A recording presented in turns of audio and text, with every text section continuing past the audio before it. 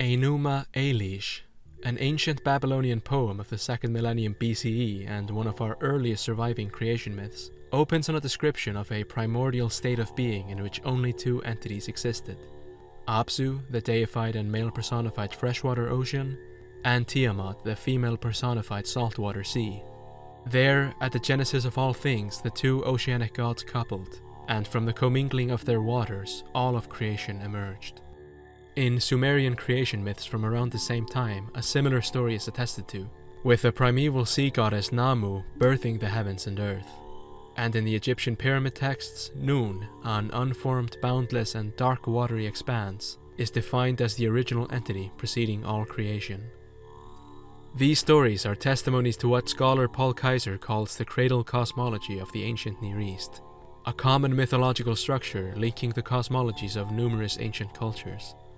In the cradle cosmology, the Earth emerges from a boundless cosmic ocean and is vaulted by a celestial firmament. This sky dome serves to separate the surrounding waters into heavenly waters above the Earth, the source of all rain, and lower waters of the deep, the source of all rivers, springs, fountains, and geysers. The world is thus, in effect, characterized as a kind of air bubble, surrounded on all sides by a primordial sea. This cosmological system would become the basis for the biblical creation narrative. And God said, "Let there be a dome in the midst of the waters, and let it separate the waters from the waters." The Bible's flood narrative, likewise sourced from ancient Near Eastern myth, is put in its proper context with this in consideration. Though drowning in a storm is a scary enough concept on its own, the symbolic, metaphysical terror of the flood is that of a return to pre-creation chaos, the gates of heaven opening and all of creation coming undone. The cosmic ocean and flood narrative are both universally prevalent in world mythology, having arisen independently numerous times across different cultures.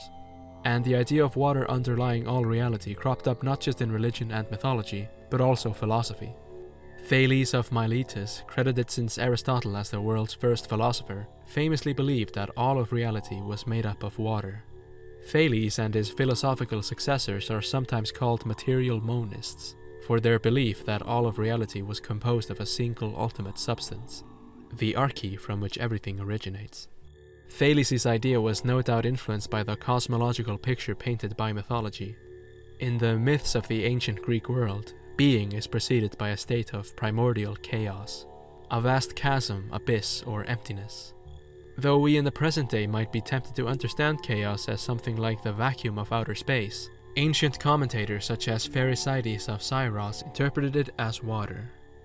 It was the fluid, formless, and undifferentiated nature of water which made it an enticing candidate for the pre-creation substance. Indeed, the alignment of the cosmic ocean with primordial chaos is another universal constant in world mythology, with it presented as boundless, amorphous, unorganized, and dangerous. Chaos was also associated with darkness. Born from chaos in Greek myth are Erebus and Nyx, deified personifications of darkness and night. This association is clearly demonstrated in the biblical narrative. In the beginning, when God created the heavens and the earth was a formless void, and darkness covered the face of the deep, while a wind from God swept over the face of the waters. Then God said, "Let there be light," and there was light. And it certainly isn't limited to the Bible. From the ancient Indian poem Rigveda, "In the beginning, darkness was hidden by darkness, and all was an unrecognizable salty ocean," to the myths of the Native American Maidu people of California, "In the beginning, all was dark, and there was only water," to the cosmogony of the Boshango in the Luanda area of Angola. "In the beginning, in the dark, there's nothing but water." The same story is told over and over and over again. Where there now is the world, there was once an infinitely dark, chaotic ocean. Our little mythological expedition provides us with a kind of skeleton key for the oft-discussed topic of water symbolism in Deltarune. The prevalence of water and water imagery in the game is at this point impossible to ignore, and yet it has remained a topic of befuddlement to the fandom. Why is water such a prevalent theme in Deltarune? Why is it treated as almost synonymous with darkness? Any hope of answering these questions has, in my view, been staggered by a fixation with only considering Deltarune as a discrete object, abstract from the previous thousands of years of cultural history. In truth, Deltarune is simply telling the same story that humanity has been telling itself for as long as we can remember. The story of how the world came to be, with water positioned as the primal substance of creation. The idea of a lower cosmic ocean is alluded to numerous times in Deltarune. Jevil talks about hell's roars bubbling from the depths. An audio track called Ocean.og plays briefly after Chris and Susie's fall into the supply closet dark world. The recurring background texture of Godnermaker and the fountains, titled image_depth, is sourced from a stock image of the ocean. One of the Dark Sanctuary's prophecy panels mentions an eternal night growing underneath the world. Miss Mizzle's flavor text refers to waves crashing far, far below. And, of course, Deltarune's entire plot concerns magical worlds given form by fountains or geysers. Naturally, fountains, geysers, and springs are sourced from larger bodies of water under the earth. The theorizing community have taken to calling this hypothetical oceanic nether layer the depths, though there is also frequent confusion or disagreement as to its precise nature. For my part, I propose that the depths are simply what the Hebrew Bible calls tehom, or the deep, a mass accretion of formless darkness which sits below reality itself. Dark fountains are formed when the fabric of reality is pierced, creating a gap from which darkness bursts forth. And since darkness is the pre-creative substance, a kind of raw material of reality, the darkness forms a new reality within the old one. But too many holes in reality threaten to burst the air bubble, so to speak, and flood the world with darkness. That is the roaring, another direct analog, in this case to the mythological flood narrative. An apocalyptic scenario in which the fountains become too powerful. After all, Gerson describes the roaring as an ocean of ink, washing across all the pages. In the 600th year of Noah's life, in the 2nd month, on the 7th day of the month, on that day all the fountains of the great deep burst forth, and the windows of the heavens were opened.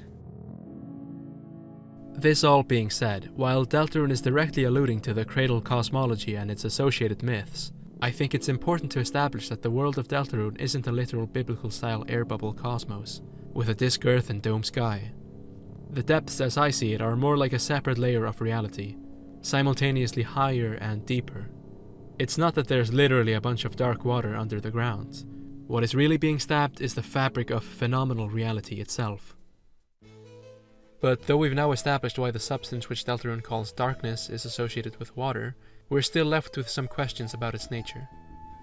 Darkness in Deltarune can be a complicated concept to wrap your head around, as it is both used to refer to the ordinary absence of light, and the aforementioned metaphysical water substance underlying its diegetic world.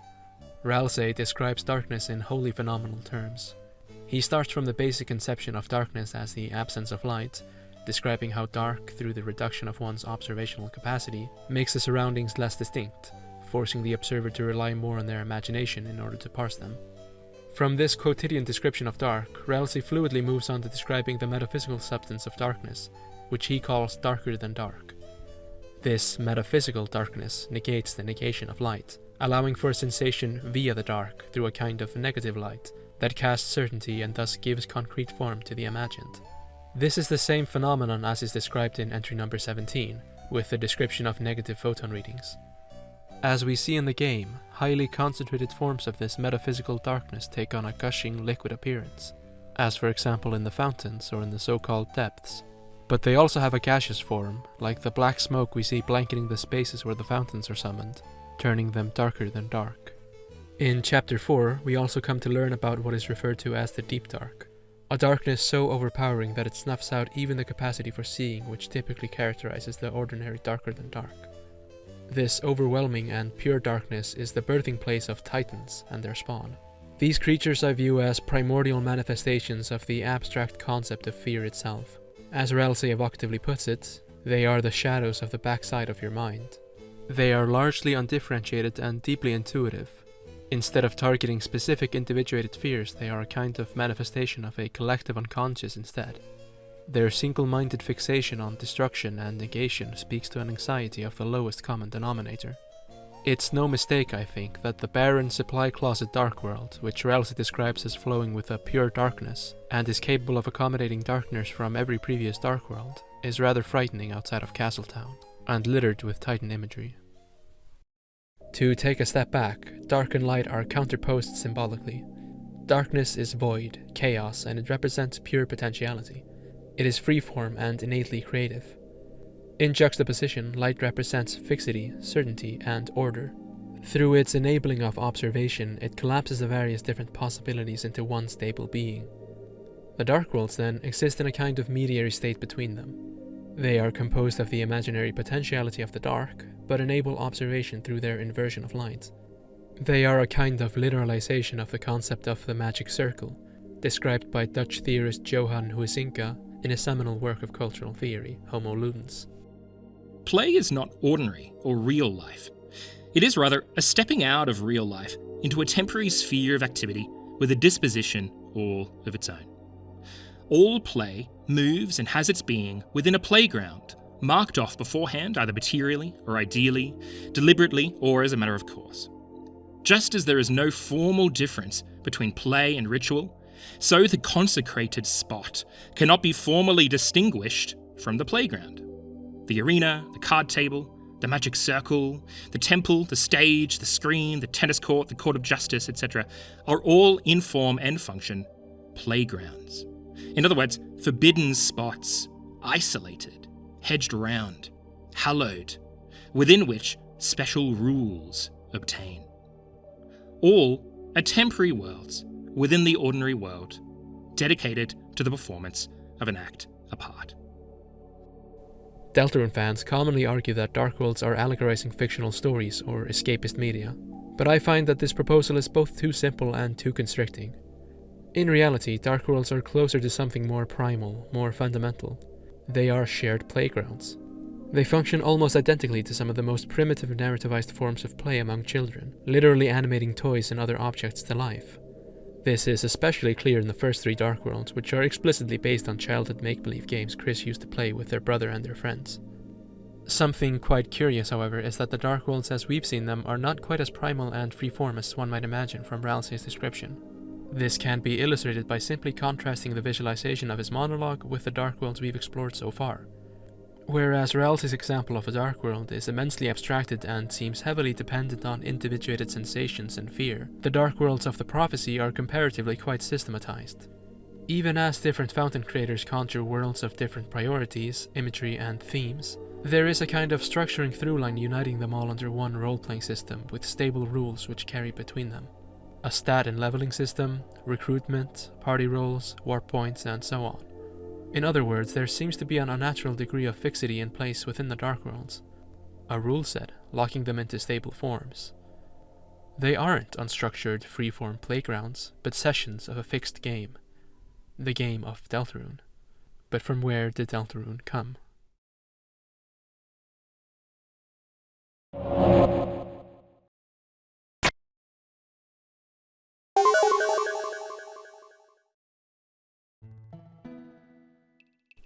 The seeds of Deltarune's narrative were first sown in Undertale with the introduction of W.D. Gaster.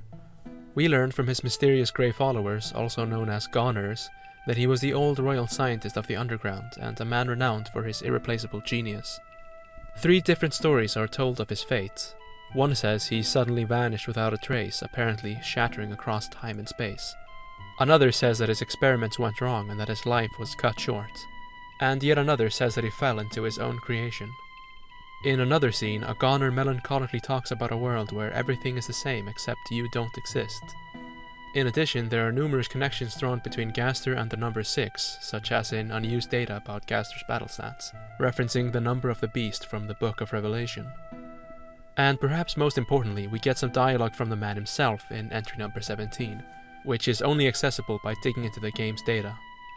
There, he mentioned shadows cutting deeper, a darkness which keeps growing, photon readings turning negative, and an experiment which he thinks will be very, very interesting. Though it would not become common knowledge among fans until many years later, the Deltarune website was also launched in late 2015, and would go on to host numerous versions of the image him.png.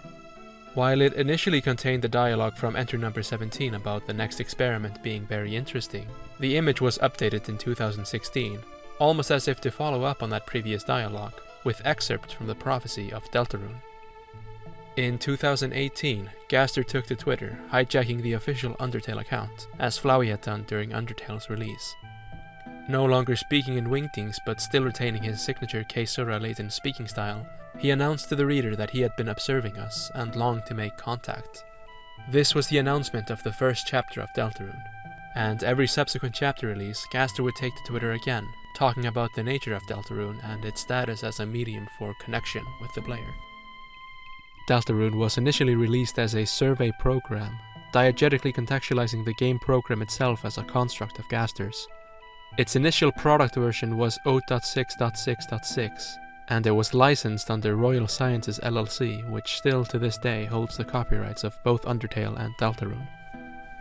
The game itself opens on us being summoned into a black void and embodied as a red heart, a symbol, perhaps, of Gaster's treasured connection with us. The black void then transitions into a realm of pulsating watery darkness, ebbing and flowing as if in the belly of some pregnant demon, to borrow a metaphor from Toby's Earthbound Halloween hack. As we established in Part 1, these are the depths, a primordial substratum of reality from which all creation flows, and it's quite telling that this is the setting in which Gaster is formally introduced to us. In this cosmic womb, Gaster prompts us to assemble a human vessel with him, and though the child we create with him is seemingly discarded as we suddenly transition into beginning the game in earnest, Gaster never truly goes away, even if he remains largely unseen from this point on. He is, quite literally, with us in the dark. As in Undertale, traces of him are left in the internal data of the game, with the notable existence of a unique all-caps naming scheme for various files and objects, mostly correlating to menus and options above the surface layer of the game. Some of the game's error handler text can also be pieced together into a poem, seemingly about the Mystery Man sprite. During regular gameplay, however, Gaster's presence is most clearly felt in Chapter 1, giving the impression of him almost being reluctant to leave us. Upon a game over, for example, Gaster's voice will return, asking us if we wish to persist, and returning to the main menu before finishing Chapter 1 reveals a more rudimentary version of the save menu, resembling an old computer terminal and featuring live feedback from Gaster. From the end of Chapter 1 onwards, however, the save menu and the game are replaced with Gaster-free versions, and Gaster's explicit intrusions become more sparse. In spite of this, his influence remains present. The battle box through which most of Deltarune's gameplay takes place is the same green as the rudimentary save menu, reinforcing that Gaster is actively mediating your presence in and control over the game's world. In attempted repeats of the fight against the Roaring Knight, Gaster explicitly comes on stage and indulges our desire to try our hand against them again, creating a temporary save point for us, demonstrating again that he is always observing, and that he is in ultimate control of our connection to the game's world. A similar effect is achieved with the PlayStation-exclusive trophies, which have Gaster actively taking notes of actions performed in the game, such as number of times damage is taken, or the amount of treasure chests which are opened. If the player goes through the grueling task of not collecting any trophies, or marks as Gaster calls them, he explicitly comments on this at the end of Chapter 4. This is all to say that Gaster is, in an important sense, like us, more so than even Flowey ever was. Gaster does not present himself as of this world, but rather as, like us, above it entirely.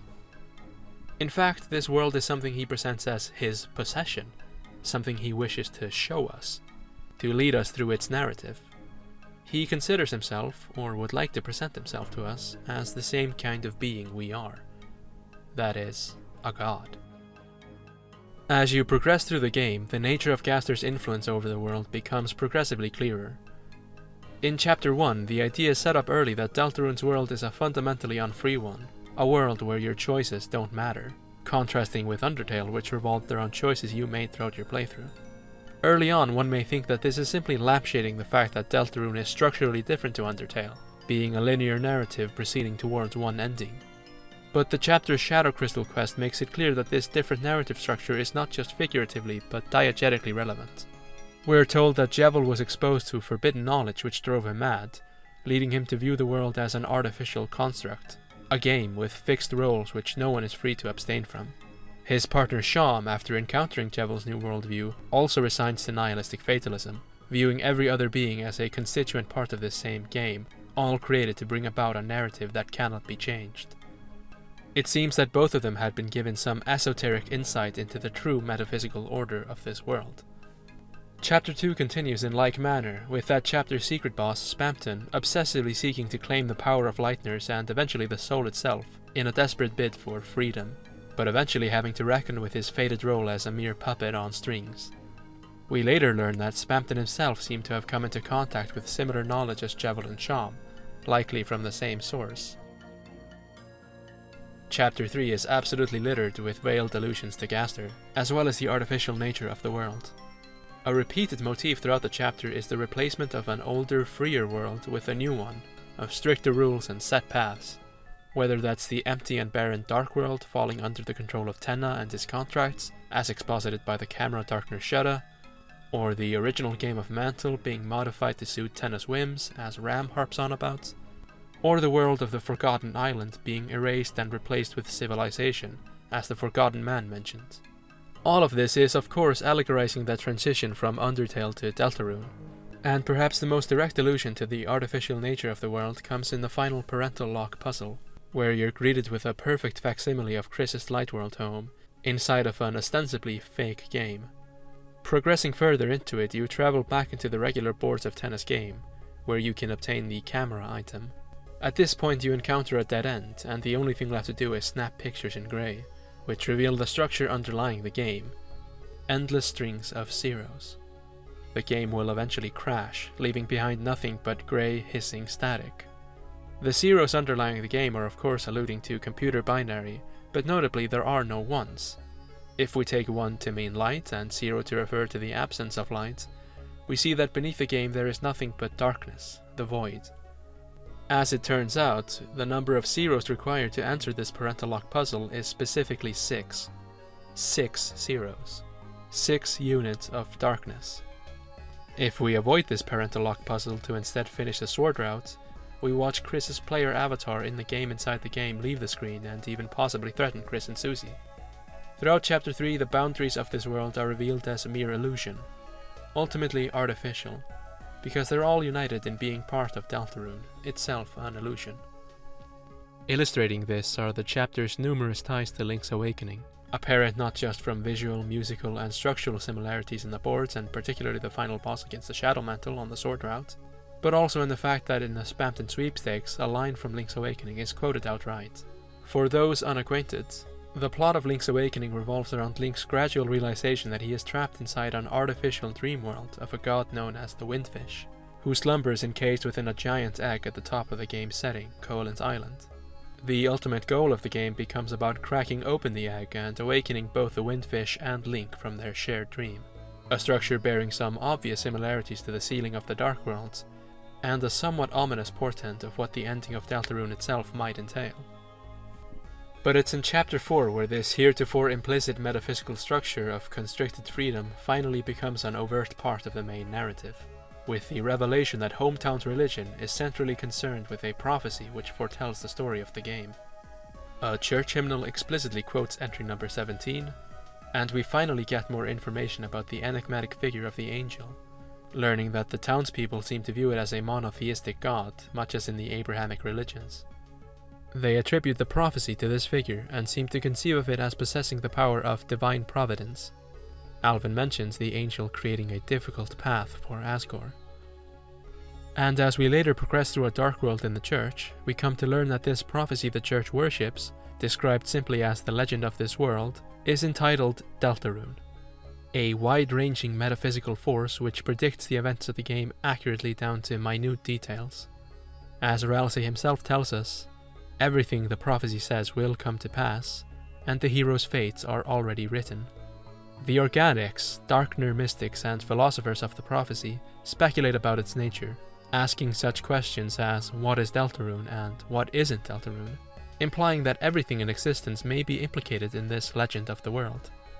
This would seem to be alluding to the fact that Deltarune's setting is a fiction, one which was created by Toby Fox for the explicit purpose of telling this particular story. The organics call it the tale that must be followed, and also mention a voice which was glowing, an obvious reference to Gaster's glowing dialogue, which is internally referred to as glowing text. The main darkener of Chapter 4, though, is the resurrected memory of Gerson, an author figure in his own right who serves as a foil to Gaster. Gerson, being a history teacher and scholar of the prophecy, and thus having dedicated his whole life to studying the works of past figures and the way in which they evolved through the generations, articulates a worldview in favor of emergence and becoming. He unapologetically celebrates the role of the reader or audience in generating meaning from a text, and advocates for the right of the reader to impose their own viewpoint on it and thus contribute to its evolution through time. This is embodied in Gerson's own actions, who wrote his own discrete version of the prophecy, using the original as a base from which to diverge or to fill in gaps where possible.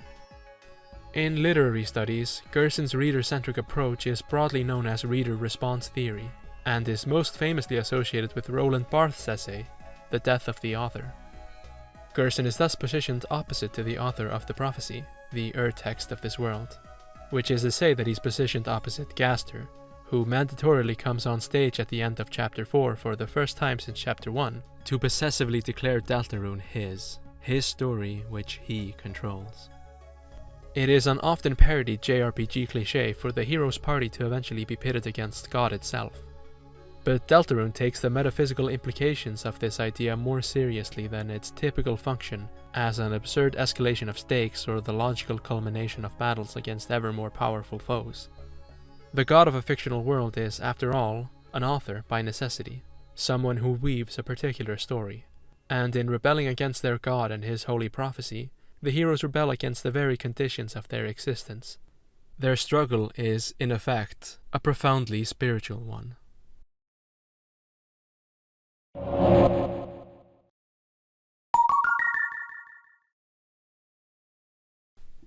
In the final year of the Second World War, near the Egyptian town of Nag Hammadi, a sealed clay jar was dug up containing a number of Coptic papyrus codices, 12 of which survive to this day. In the introduction to his English translation of these texts, commonly known as the Nag Hammadi Library, biblical scholar James Robinson speculates that these writings had been buried after Saint Athanasius established a closed canon of Christian texts in his 39th Festal letter in 367 AD, condemning the use of writings unaccounted for in his lists. These codices thus date back to a time when Christian religion was still going through its formative development in the first centuries after Jesus' death, when an entrenched orthodoxy was emerging through juxtaposing itself against what it labeled heresies. Prominent among these heresies was what would come to be known as Gnosticism, from the Greek word gnosis, meaning knowledge. Though many modern scholars now argue that Gnosticism is an imprecise and anachronistic category, it remains useful for the purposes of our discussion here. Gnostic sects purported to possess esoteric knowledge which had been passed down in secret from Jesus' apostles. This gnosis taught that our material reality was illusory, flawed, and evil, that the true goal of religious teachings should be to escape from our false world back into the spiritual realm. And perhaps most famously, the Gnostics employed a radical reinterpretation of the Hebrew Bible's Genesis myth, positioning the God of the Old Testament as a deceitful, lesser, malevolent deity, responsible for keeping humankind, which possess within them a spark of divinity, trapped in their cosmic prison of materiality. Another defining feature of the Gnostic texts is their dazzlingly complex cosmogonies.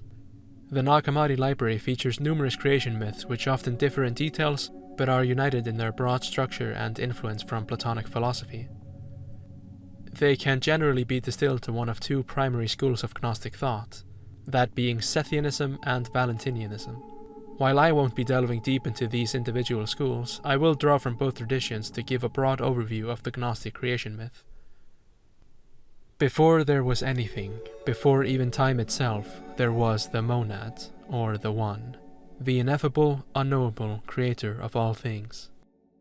The One is illimitable, since there is nothing before it to limit it. Unfathomable, since there is nothing before it to fathom it. Immeasurable, since there was nothing before it to measure it.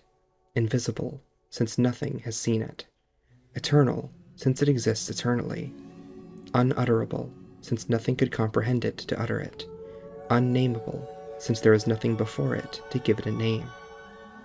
Seeking to know itself, the monad begins a generative process of emanating various divinities called aeons. These are fully ideal or noumenal beings, which is to say that they are immaterial concepts, which exist independent of human sensory experience. The monad and the aeons which flow from it make up the pleroma, Greek for fullness, an eternal, intangible totality of the divine.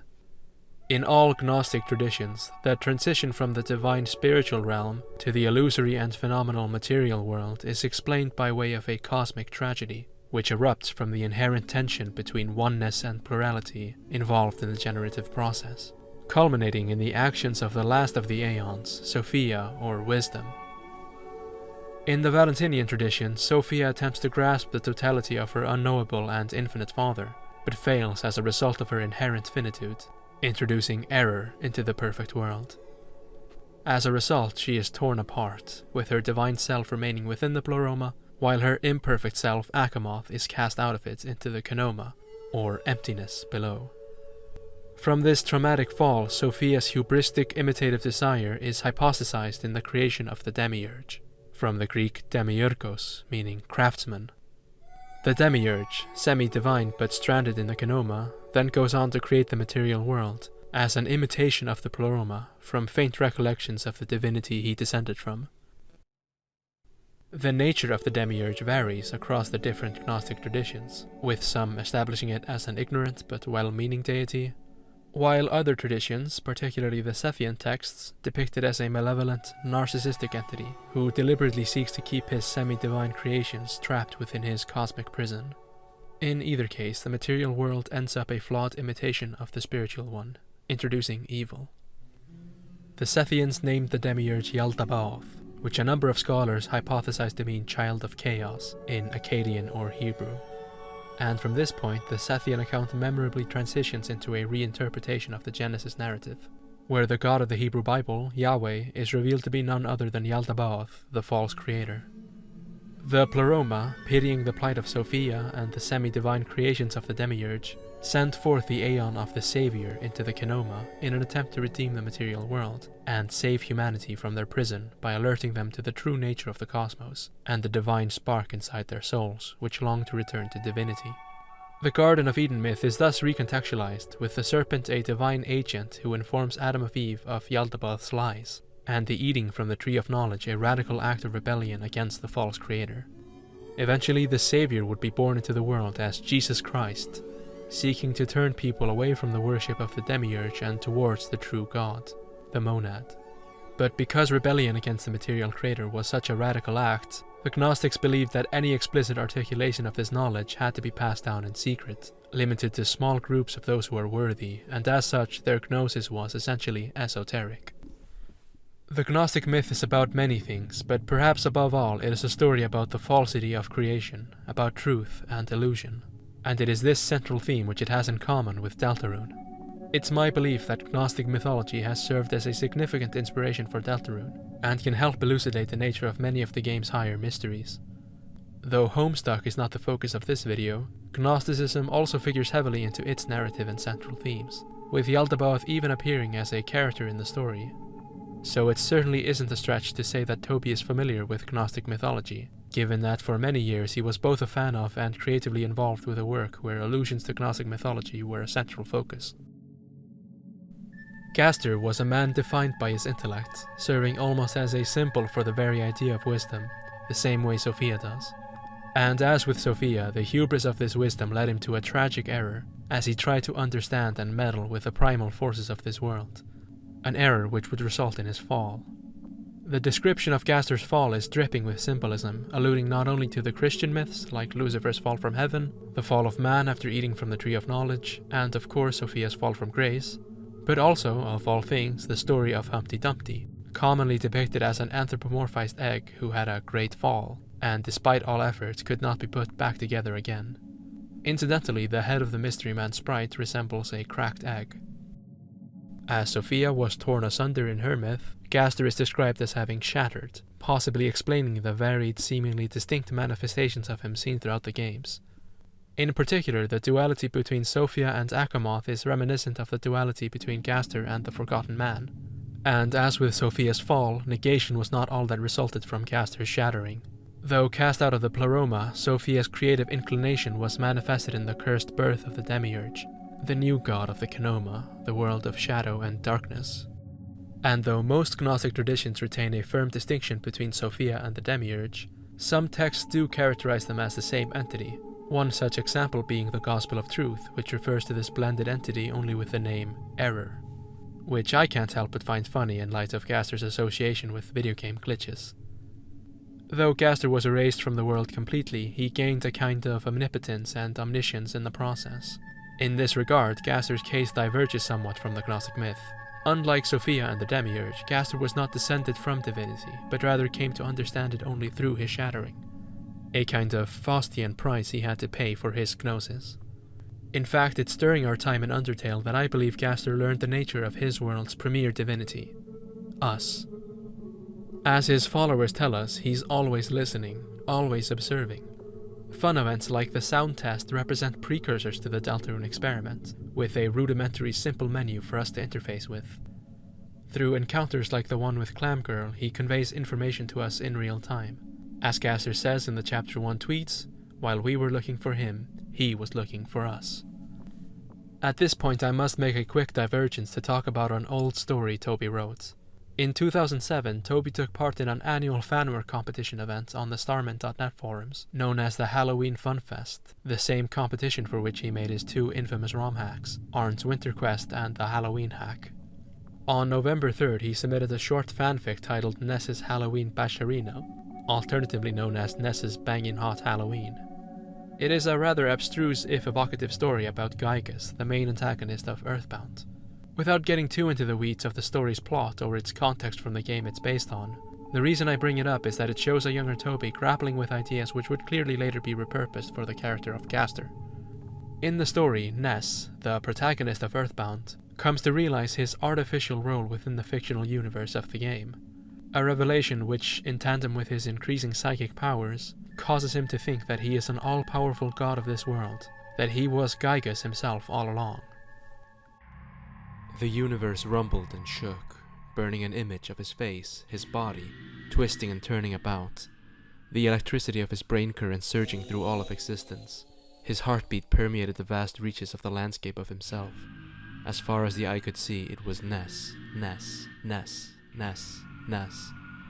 I didn't realize it until now, but this entire universe was a creation of my own whim, an almost virtual reality. As I realized my psychic powers, I realized more and more of the nature of the universe, until it became quite clear to me that I was the only thing in existence. Humans, stars, Pokey, all merely vessels to keep me occupied while I realized my true potential as the creator of the universe. I confronted Gygas, my ultimate fears. While I fought him, the reality of the situation caused me to realize my psychic powers to the fullest. Who did I see in the eye of the devil's machine? Whose name was spoken?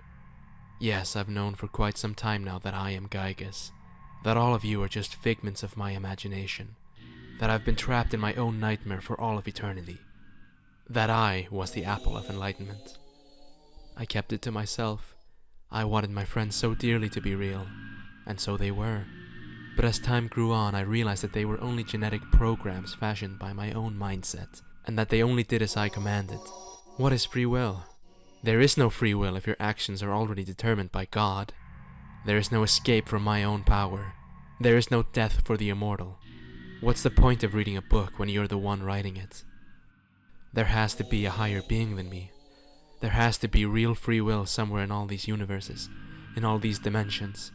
Why don't I relive these pitiful adventures for these higher beings, so they can see the pain of my burden, the pain of the realization that I control the universe, that all seeming variables and movements are my will alone.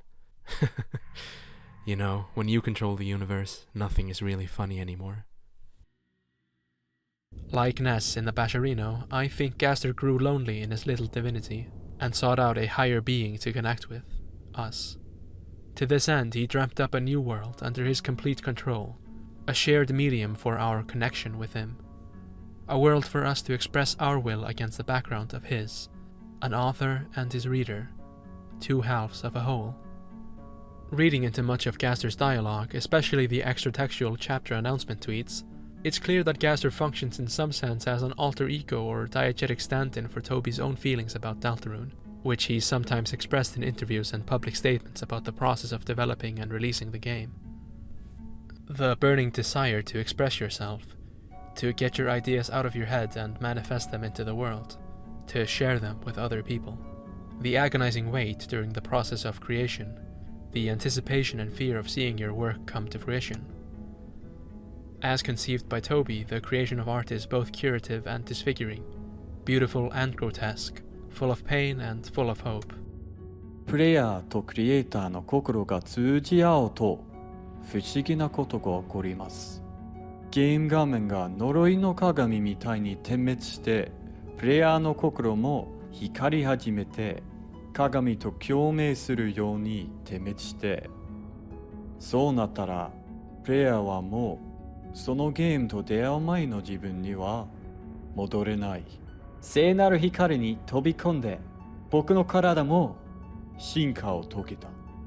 そして僕はゲームデザイナーというモンスターになったんです。僕は自分のゲームをプレイしてくれた人にも同じ呪いをかけたい。そうやってみんなを笑顔にできたらいいな。To be a game designer is to be a monster, a cruel god, a craftsman, a demiurge. And like the demiurge, Gaster is an imitative god. But the imitation in this case is not of the higher divine realm, but rather of the past world from which he was cast out. A setting copied over and filled in with his own colors, his influence covertly apparent from every corner and crevice. A world in which he and his story is worshipped by the church, much as the false god Yaldabaoth is worshipped by the Orthodox Christian Church. Indeed, this theme of a false god and devil analog being worshipped by the protagonist's local church is an idea present in one of Deltarune's numerous JRPG inspirations, Breath of Fire 2. And we are sent into the world, much as the Aeon of the Savior is in the Gnostic tradition, embodied in a human vessel whose name literally alludes to the name of Jesus Christ, as exemplified by the pet name given to them by the holiday family, Christmas. But unlike in the Gnostic teachings, the Savior's presence in this world is not cause for celebration. We do not bring gospels or good news. Our presence is directly facilitated by the demiurge of the story, and only serves to expose the falseness of this world and all its inhabitants. Gnosis in Deltarune can never be a relief.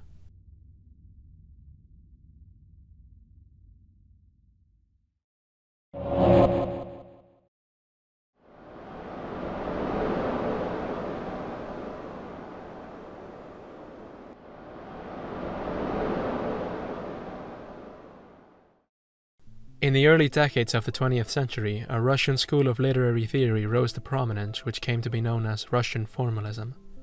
The formalists were concerned with developing a new and objective, even scientific method for understanding and criticizing art. Like the later American movement of New Criticism, this method was developed in reaction to older traditions of literary scholarship, focused on extracting the meaning or content from a work of art, often through combing the historical and biographical context of its author to determine their intention. By contrast, formalist approaches centered not the what of a text, but rather the how. In other words, its formal construction. Though it's important to note that for the formalists, content and form were not two distinct things, but rather inexorably linked. Perhaps the most famous Russian formalist was the theorist Viktor Shklovsky, who posited that art was a transformation of everyday life into its own separate realm. In his analysis, he put forth an oppositional model between art and quotidian experience. Everyday life, he argued, tended towards automation and habit. The routines of material existence became unconscious with enough repetition. The artistic object, then, was positioned as a kind of cure or remedy to the narcotizing patterns of day-to-day existence. Through formal devices, what is ordinarily familiar and unconsciously comprehended is made novel and unfamiliar. Appropriately, this effect was called defamiliarization. Key to this understanding of art was its consciously constructed nature, and to emphasize this, Shklovsky was fond of technological metaphors, comparing the artistic work to a machine or a device, a self-contained, constructed object with complex internal laws that could be objectively understood. As he put it, in its essence, the formal method is simple, a return to craftsmanship. It may be pertinent for us to remember the original meaning of the Greek demiurgos, craftsman. Gaster too often makes use of technological language, which is hardly surprising given that one of the scant few things we know about his past life is that he was the former royal scientist.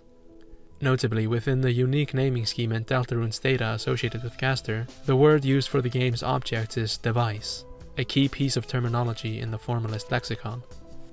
There's a latent tension in the formalist conception of art between the ordinary metaphor of machine construction on the one hand and the decidedly unordinary nature of aesthetic experience as a break from the rote patterns of earthly existence on the other. This tension is embodied in Deltarune, positioned at once as a technological construction and as a sacral object, structuring an almost spiritual communion with a new world. What's initially presented to us as an anonymous survey program becomes the legend of Deltarune. An unnerving, rudimentary save menu is replaced with beautiful full-screen art and stirring music.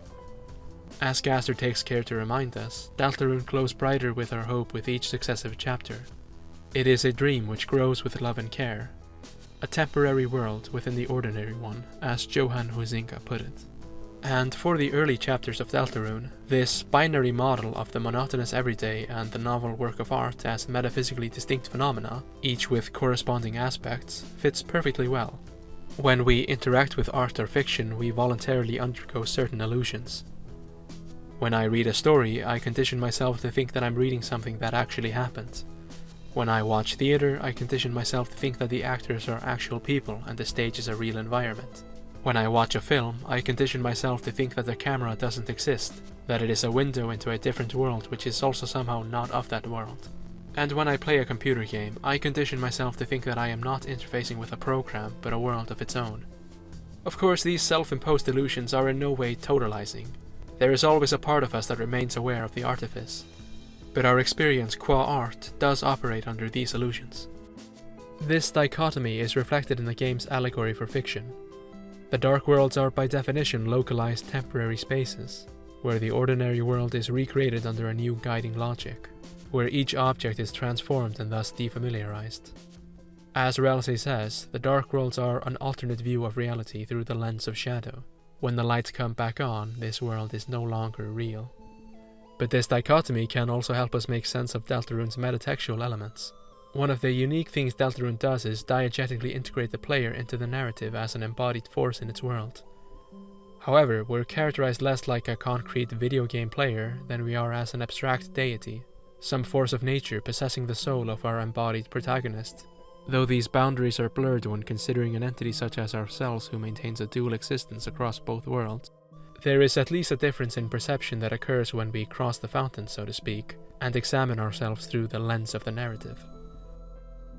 The same logic can be applied to the character who summoned us into the world, our elusive Dr. Gaster, who exists almost as much outside the narrative as he does within it.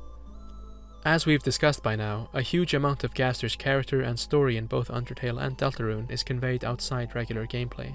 So much so that if a person were made to play through both games without any access to data mining tools, the broader community surrounding the game, or other paratextual elements, they'd almost certainly come out with no clue who Gaster even is. For the most part, Gaster's presence is confined to the internal data and code of these games, along with its menu elements. And yet, Gaster is real, and directly relevant to the narrative of Deltarune. Consequently, both the menus and the internal data of Deltarune must be diegetic on some level. We see that with the way that the code is integrated into the storytelling of these games, whether that's through entry number 17, the all-caps internal data, or the unused dialogue in each chapter of Deltarune, seemingly depicting a character lost outside the bounds of the diegetic world, with no sense of time or space to anchor them to reality. Since the internal data and code is the raw material of the program, I think it's sensible to postulate that its diegetic equivalent is in fact the cosmic ocean of darkness underlying the world of Deltarune, what we might call the depths. A layer of reality below, above, outside, and permeating every inch of Deltarune's world, transcending time and space. This is actually strongly supported by cut content, which reveals that at an earlier stage, the background of the Chapter 1 file select menu was planned not to be a black void, but in fact the depths, as in the Gonnermaker sequence that opens the game. This in turn suggests that the menus in which Gaster is present, and which correlate internally to the all-caps data, exist on the same layer of reality as the opening sequence of the game. The places the game calls nowhere likewise make diegetic another ordinarily mundane part of game development, in this case cut content. They are the rooms between the ones seen during regular gameplay, ones that have been plucked out of the game as it exists in its final state, not intended to be seen or experienced. Consequently, they are rudimentary and broken, lacking collisions or coherent spatio-temporal restrictions, They're forgotten or rather erased memories of the world, brief islands of activity in the void that can be drawn out through certain rituals or exploits, analogous to entering a cut room through modding tools or glitches. Just as quickly, though, they are forgotten because they cannot be explained or comprehended within the operating narrative logic of the world. And thus, Chris forgets the Forgotten Man, and Susie and Ralsei fail to comprehend, for example, that they've suddenly teleported across the map, or that the ball machine that was once there has suddenly vanished. As we can see, the formalist conception of the game as a discrete self-contained object, which transforms one's experience of the external world, can grant us unique insights into the world of Deltarune. And before chapters 3 and 4, it was tempting to take its essentialist binary of reality and art as the comprehensive and all-encompassing explanation of Deltarune's metaphysical dynamics. Dark simply represents fiction, and light by contrast represents objective truth. The dark world is fake, the light world is real. Deltarune is fake, our ordinary world is real. The power of our real gaze transforms Deltarune from an inert program into a parallel world of our imagination. Indeed, this position is explicitly articulated by Ralsei at the start of chapter 3. Explaining the mechanics of the Dark Worlds, Ralsei at last reveals to Susie, and to those players who hadn't caught on yet, that the Dark Worlds are illusory, temporary and contingent worlds, doomed to dissolve back into the banality of everyday life. At bottom, distractions to be forgotten about. Chapter 3 subsequently proceeds, on the surface, with the most straightforward expression of that idea thus far, as the heroes partake in a frivolous, shallow game show not even related to the ostensible goal of their adventure, a fun distraction to take the heroes' minds off their troubles and woes. And yet it's also in chapter 3 where the game starts truly problematizing this dualism between the falseness of the dark and the truthfulness of the light. The sword route, in which Chris pilots an 8-bit avatar of themselves through mock versions of the genocide and weird routes within a fake video game free of consequences, gradually unravels its seemingly firm division between fiction and reality when real people and events are recreated within the game, and the presence of a powerful and seemingly malevolent entity within the game is made ever clearer.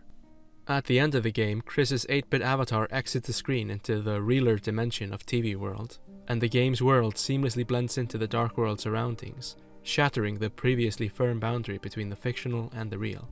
The sword route shares this theme of imaginary horror becoming real with the weird route, where Noelle had in the previous chapter consoled herself by repeating that the events of the Dark World weren't real, and that they didn't truly happen.